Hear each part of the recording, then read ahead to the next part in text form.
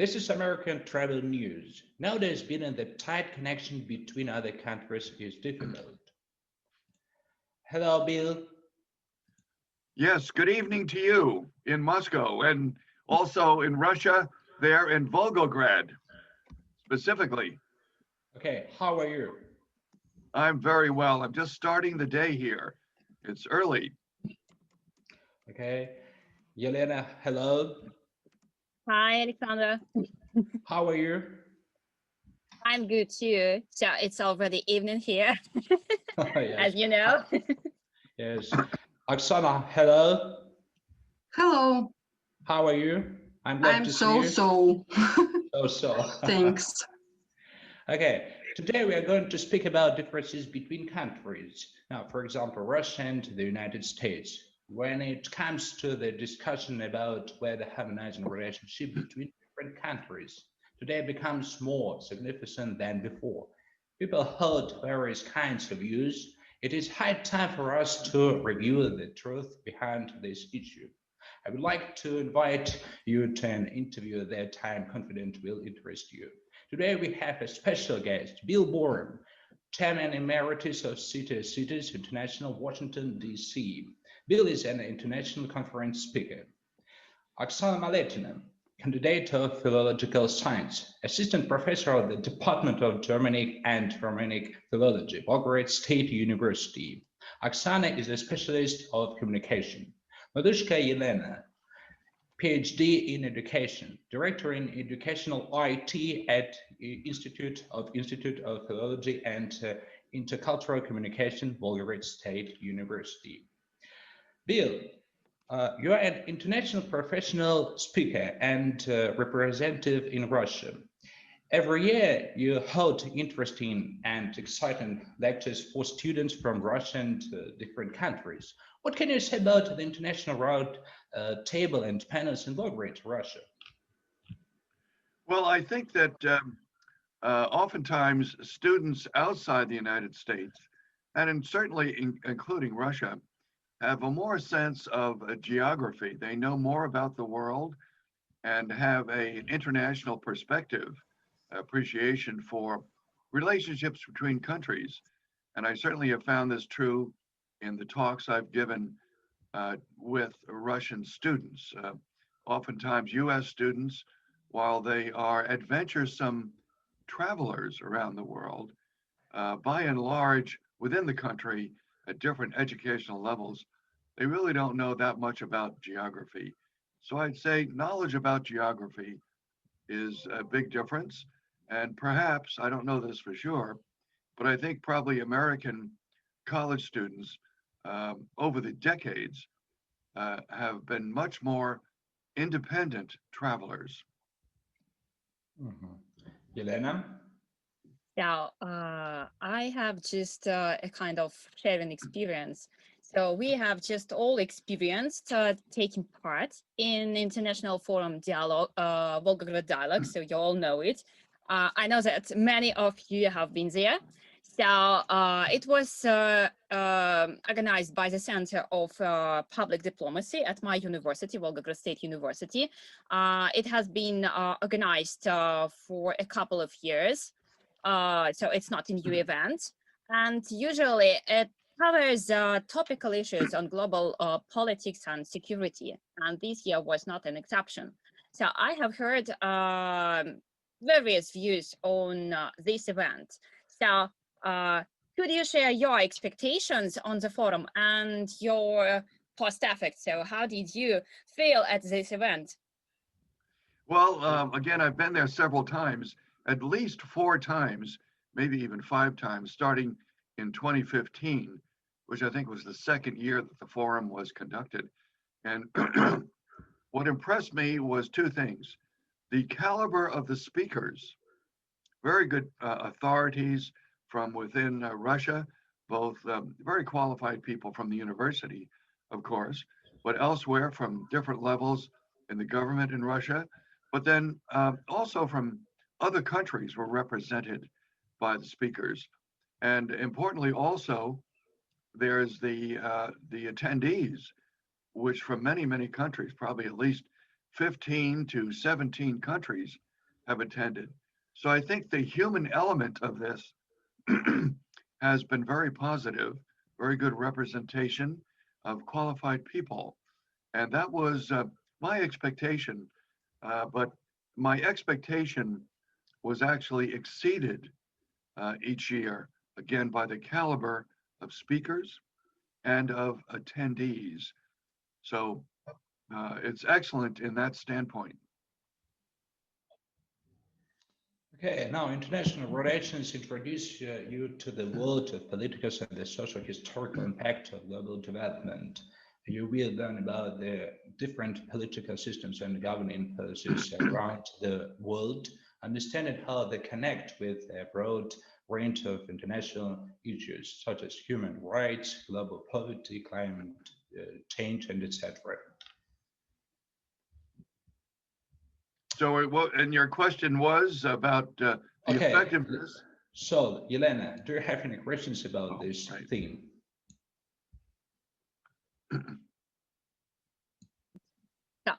Sorry, my sound was just a bit off. So, as we, as I am a kind of fan of different forums, so I usually ask a lot of questions to people who are around the world because it's the most understandable way how to know how to learn people around the world and how do they treat people around the world, how people about people. So even if we read news, it wouldn't be so close as if we ask each other. So I think that the greatest effect of any international forum is that we can understand that cooperation and internship should be mutual and motivational. If it's not so, it has no positive effect, no visual effect, no real effect as we would like to have it. So the progress cannot be achieved, in fact, if we don't see the picture from the inside out and from the outside inside. So it's needed, of course. And if we attend some forums and talkings, it shouldn't be just attending, because when we just attend, we could just see. But it doesn't mean that only forums can do anything to establish peace around the world and to establish mutual understanding between people all around the world. So it's really important for us, because you know that all around the world nowadays we have some strange activities that may bring not peace to our lives. And I really remember some African people coming to a forum, and if I'm not mistaken, 2017, it was a kind of international youth forum on culture. And there were some African people who attended Russia, and they were really surprised by the fact that Russians are not as described. So we are not warriors. We are not running with guns. We are not trying to kill everyone with swords. You didn't just think of this kind of thing. Nope, I'm not, because I'm Russian, so I live here. I don't expect bears around Russia, so we don't expect Russians saying silly jokes. No, but they expected, because some people told them before going to Russia that we are like that, and they were so surprised. So I couldn't even. I saw it in their big eyes, big open eyes. So, wow, it's really cool. We can see it. So when we come back, we share this experience. So we should all come to Russia and see these perfect people. So it's really funny, because they really expect it. It's a kind of Vikings, you know, it's a kind of stereotype that Russians is equal to that Russian, the image of a Russian guy is a kind of Viking. So by the way, so I met this kind of stereotype. So have you ever met stereotypes or mistakes about cultural, just some cultural things? And were they corrected after some kind of forums, meetings, talkings, or cultural exchange programs? So, well, these forums in particular do afford the opportunity to express opinions about topics of common interest. And I think Volgograd State University has done a very good job of selecting topics and in having people from many different countries and participants, as I said before. But the first step is really the outreach, which the university has done. It has gone out and reached out and invited people from different countries. So that's a positive right there, which, in other words, they have not neglected them.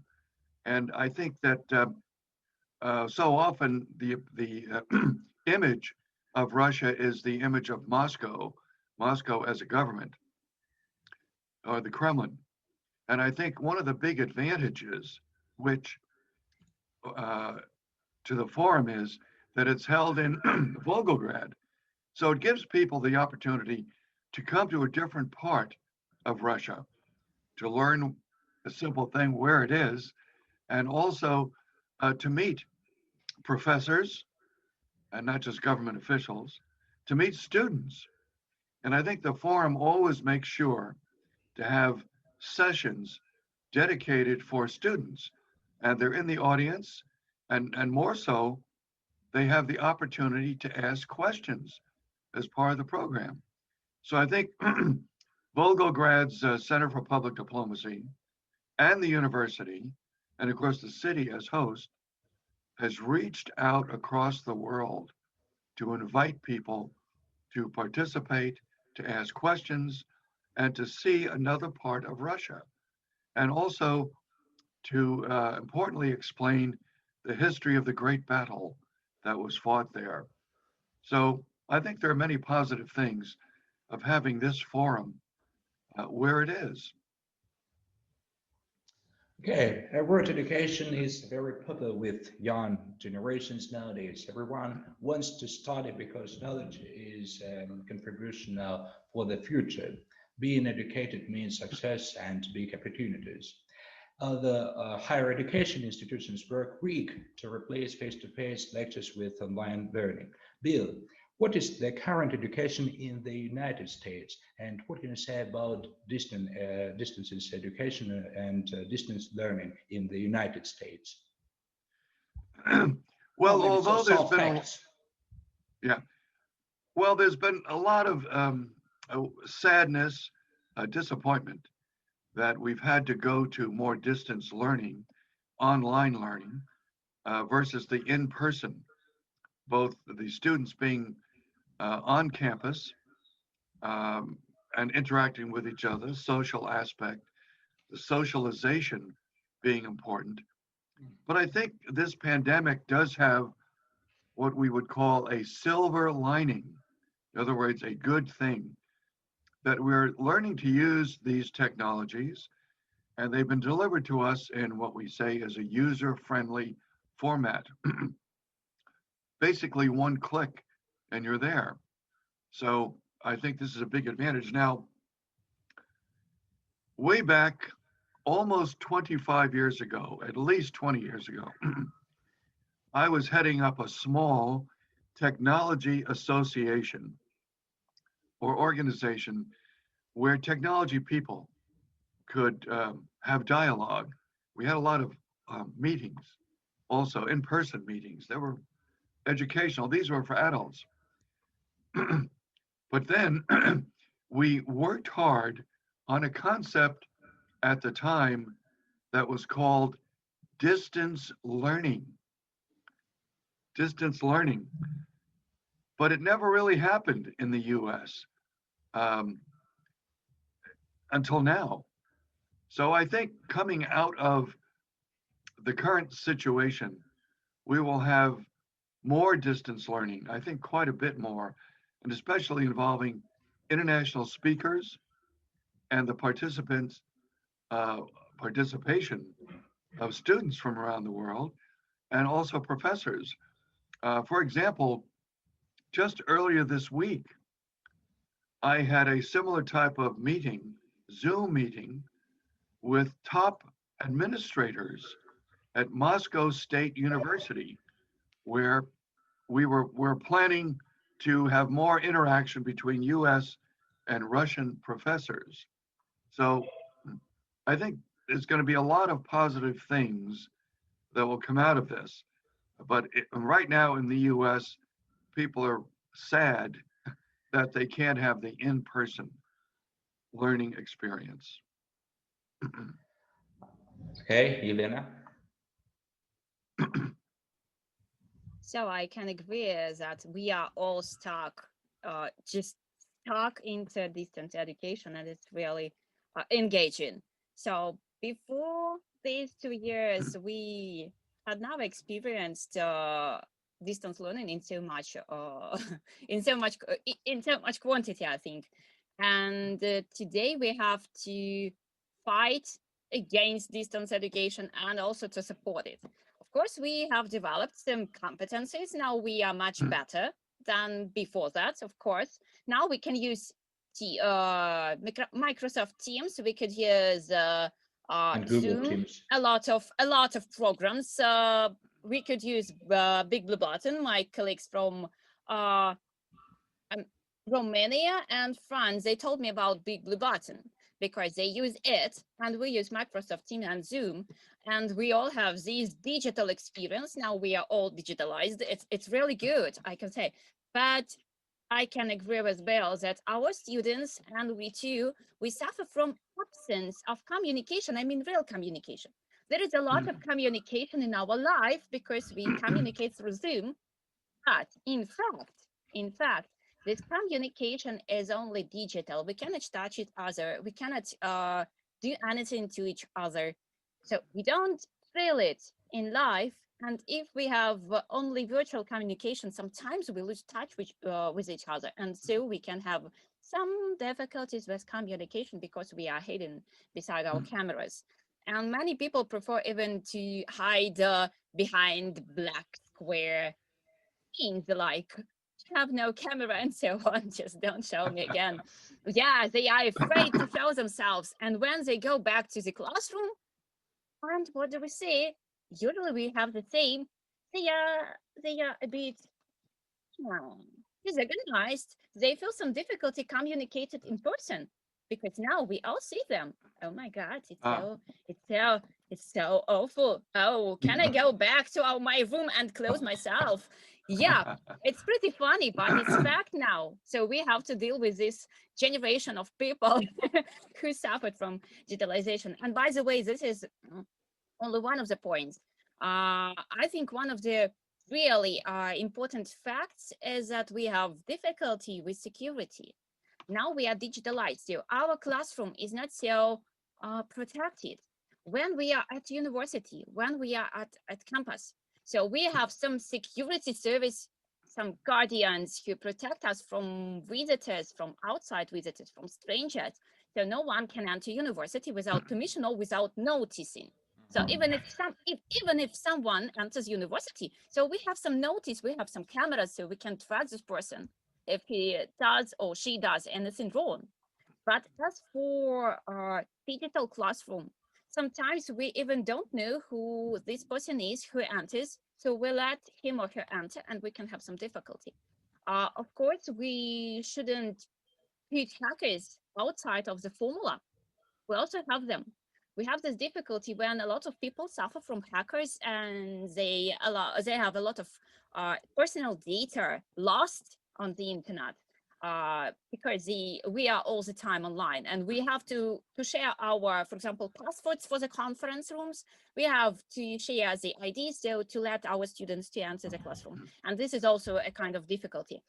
And many people say about the violation of the service quality and security issue in their life nowadays. And of course, it depends much on the staff involved. Of course, if they have some good security service that is working 24/7, it's really okay. But it happens not often because they also have to sleep. Right. Like they also have to have some breaks and some weekends, and educational staff, we can work even on weekends because usually we work 6 or 7 days per week, and security services, they usually work for only 5 days per week. So that's why it could be the reason for difficulty. And by the way, there are some articles, some new articles published on the internet proving my aspect that these all aspects are very important. And a couple of weeks ago, I have heard this kind of thought that USA University, every university in the United States of America, has everything made on the highest level, and no student or teacher suffer from distance education. Of course, first, I doubted this fact because I know that every person, at least one person per country, had some difficulty. So, do these people who publish such kind of information have a kind of mistake?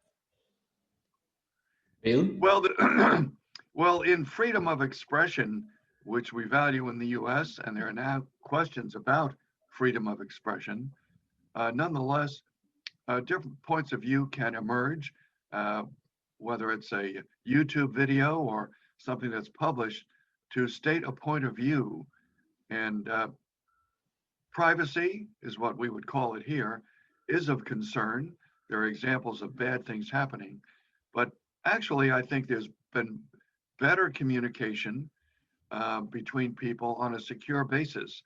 And as intrusions are attempted, ways will be found to filter this out. In my opinion, I'm basically an optimist. And I think that speaking of distance learning and using the internet for education, my granddaughter, who just turned 5 years old, when she was 4 years old, had already been doing Zoom sessions with her school at 4 years old. So now didn't have all of the attention and focus, but she's learned that. So it's incredible what's happening. So I think it'll be basically a positive development, but I do think that we do need to have an awareness to privacy and security. And I think that will come in time, quickly. Okay, thank you. I think our students have some questions. Okay, do you have any questions, guys? Arena, Kirillova. I want to ask, I heard somewhere that all students in all schools are provided with iPads to study at school. If even they haven't got it before, they will be provided with it. And is that true that all students are provided with textbooks? It is not true. Education in the United States is highly local. I mean, if you're talking about universities is one thing, but the general education system of primary school, or as we call it, grammar school and high school, is controlled on a very local basis. And there have been various proposals by philanthropists and other rich people to provide laptops and computers, etc., Chrome books, I guess you'd call it, to people who may not have them. So not everyone has the access yet. No one's being prevented from having the access. But I think we need more distribution of the means of communication. And there have been many proposals to do that. But the big factor which prevents that from happening nationally is because education in the US is controlled on a local level. But there is increase in awareness of and a remedy for what we call the digital divide. The digital divide.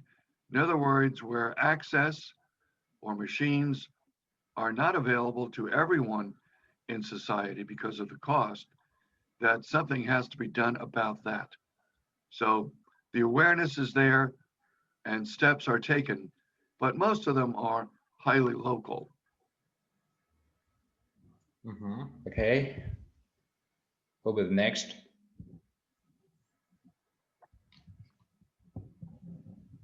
don't be afraid. So Okay. if you need Alright. any help or a kind of technical help, you can write on the chat. Ksenia, Gabriel, do you have any questions?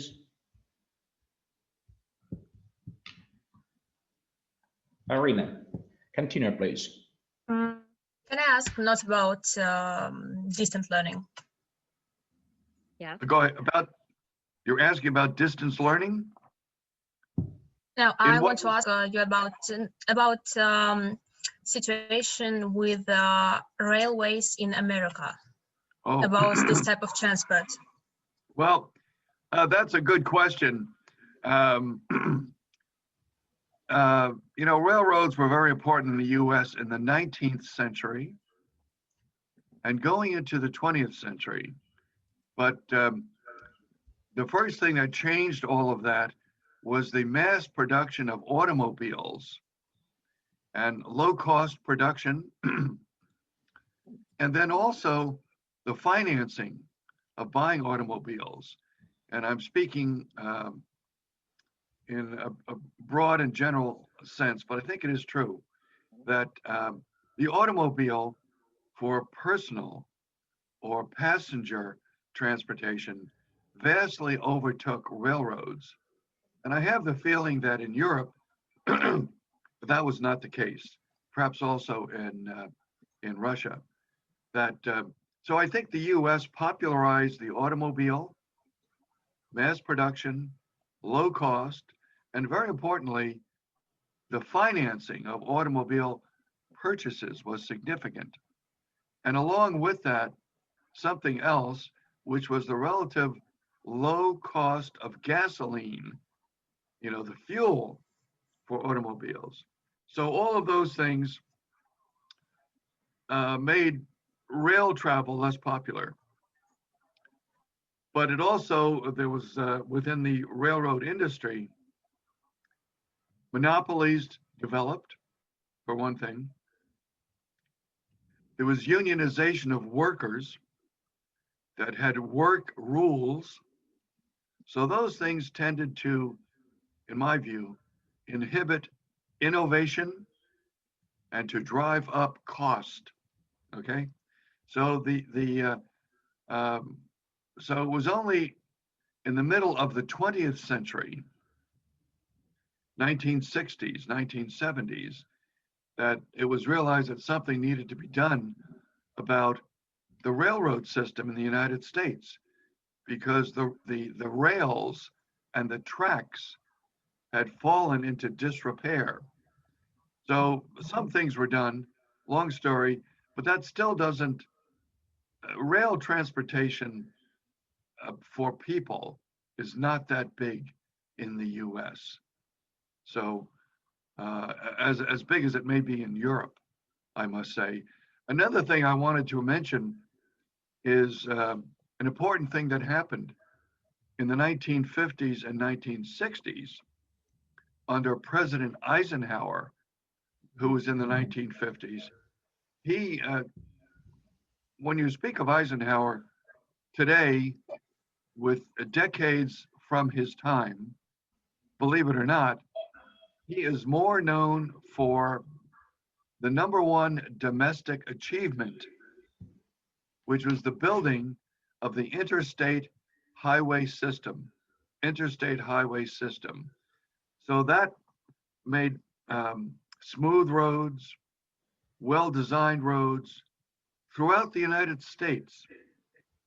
And this was a great accomplishment. So that took those cars, which were produced, and enabled people to travel throughout the United States. So rail travel is not that important here, and other countries are ahead of us with high-speed rail. So, and we have very little of that. Okay, thank you, Bill. Yana Belikova, do you have any questions? Yes. In America, the population uses mostly credit cards rather than debit cards. How often are there problems with payments from tourists?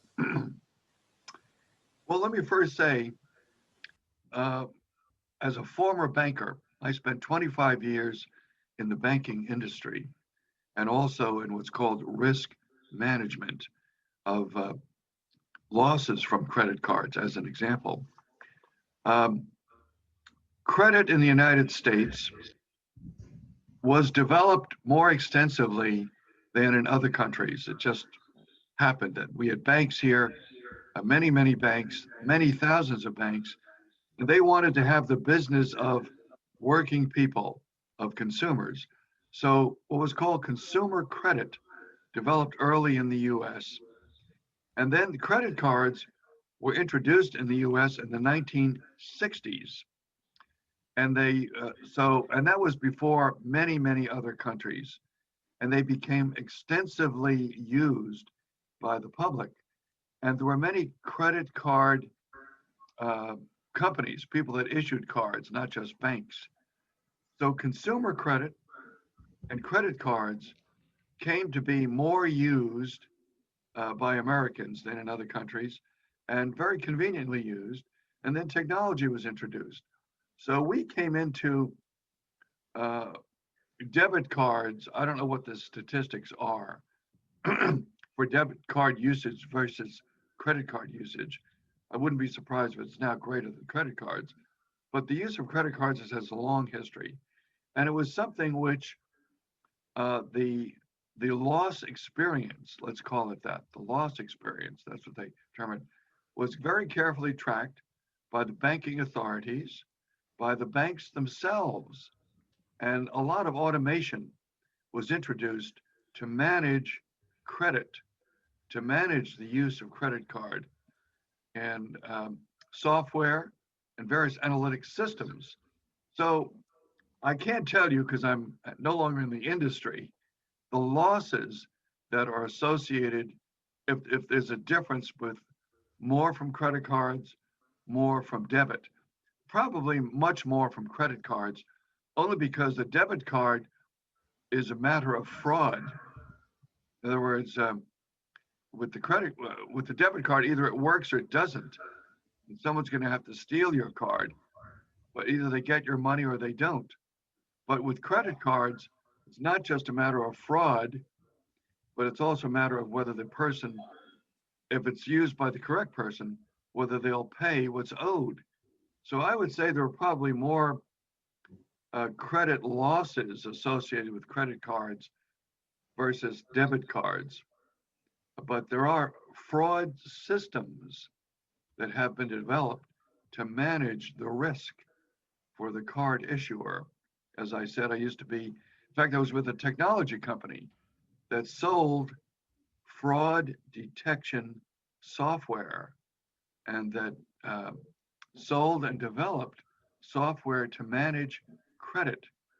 And these systems were installed at banks.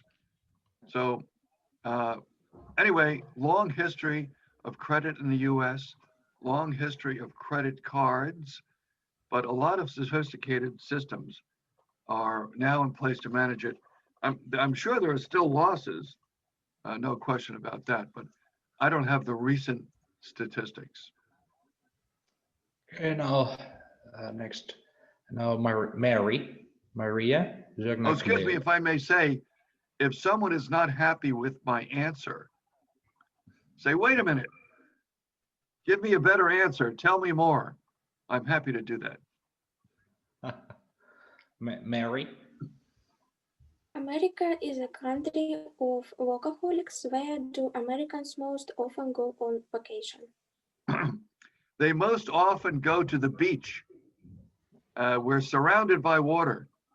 You know, on the East Coast, you have this long East Coast line, and people from the Midwest, meaning Chicago area, and the Northeast, meaning New York, New England, those people all go down to Florida for their, not all, but they go to Florida in great numbers in the summer and in the winter. But they also, people visit California for the beaches and other things too. But California was popularized by many movies and music that popularized the beach culture, the singing group, the Beach Boys made it very popular, and they're still popular. Then there's also Hawaii.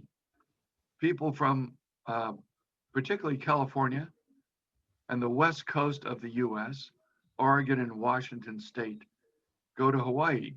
So people like to go to the beach in the U.S. We're surrounded by water, so that would be one of the reasons, one of the places they go. But also, we have what we call amusement parks. Disney World is the best example of that. And people are able to go to, for decades, people have gone to the beaches, Florida and California, visited Disneyland, Disney World. How do they do this? They drive there in many cases. I was talking all about the use of the automobile versus trains. By having an inexpensive car and low gasoline prices compared to Europe and probably maybe Russia, I don't know, people can get around. So I'd say these hardworking Americans go to the beach. Okay, thank you, Valentina. Svetlana. Do you think Silicon Valley will play a role in the development of business tourism in the United States? Yes. Now, you said business tourism. Do you mean the tourism of business people traveling, or do you mean the industry or the business of tourism? If I put that properly, I just want to clarify your question. Do you mean is Silicon Valley going to? In the development of business tourism. Business tourism. Business, yes. Business tourism. You mean business travel? Or maybe Yes. The travel of business people. Well, I think it already has. It has done this. The travel agent industry is gone, mainly because people can buy tickets online. When I started out in business, if I wanted to go on a business trip, I would go to sit down with a travel agent and say, get me from this place to this place. And they would take out a book where it printed all of the routes and they'd look it up. And also because they traveled a lot, these travel agents, they could recommend a hotel in a certain city. All that is gone. The travel agent industry is gone because of what Silicon Valley already did, which was to put, first of all, the purchase of airline tickets online. And that came out of Silicon Valley as such. And now, of course, for business people, they don't need a travel agent to help them. They don't need their secretary. It used to be we'd call to the secretary or bring her over and say, hey, I want to go to New York. Make my travel reservations at the good hotel there. The person does it themselves now. So I think Silicon Valley has had a tremendous impact. And then, of course, there's the whole search aspect, which really makes this happen. The intelligence behind search, which has come out of Silicon Valley. And then there's the advisory. You have TripAdvisor and you have Yelp, which not only has information about facilities that are there, hotels, restaurants, but it gives people the opportunity to talk about their experience. So people can read and see how things went at a hotel or a restaurant where they want to take their client to. So we've already had a tremendous impact. And I remember last year, I was at a conference in Santiago, Chile. the country in South America. And it was a forum that was put on by the United Nations. It was called the World Tourism Association, World Tourism Organization, rather. And one of the speakers said, everything is on this. Everything is on the phone. And that is true. We didn't have to wait till that to find that out. But I'm just saying that that has been another impact of Silicon Valley innovation. And I think I'd like to say something about Silicon Valley.